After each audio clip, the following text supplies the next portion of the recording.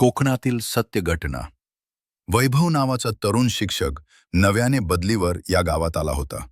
भूताखेतांवर त्याचा विश्वास नव्हता, पण या गावात प्रत्येकाची नजर रात्री त्या वाड्याकडे जात. वैभव म्हणायचा, भूत असतं तर मला आधी व्हॉट्सअप केला असता. दार कर्ककन जोराचा वारा सुटला.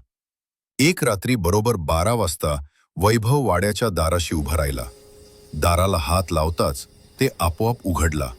तो म्हणाला, दार तरी ऑटोमॅटिक आहे, गाव मागे नाही. स्त्रीचा हलका रडका आवाज. मधल्या खोलीत एक जुना आरसा होता. आरशात वैभव नव्हता. एक स्त्री होती पांढऱ्या साडीत. माझं नाव जानकी आहे. माझा खून इथेच झाला. वैभव घाम पुसत म्हणाला, ताई नमस्कार. या वाड्यात नरबळी दिले गेले होते. काळी जादू झाली होती. सत्य लपवलं गेलं म्हणून आत्मे इथे अडकले होते. वैभवने सगळं गावासमोर आणलं आणि शेवटी सत्य बाहेर आलं. धन्यवाद. पण लक्षात ठेव, सगळे आत्मे मुक्त व्हायचेच असतात असं नाही. फक्त वाडा सुटला. आजही अमावस्येच्या रात्री त्या जागेवरून गेलात तर कुणीतरी पाठीमागून कुजबूज करतं.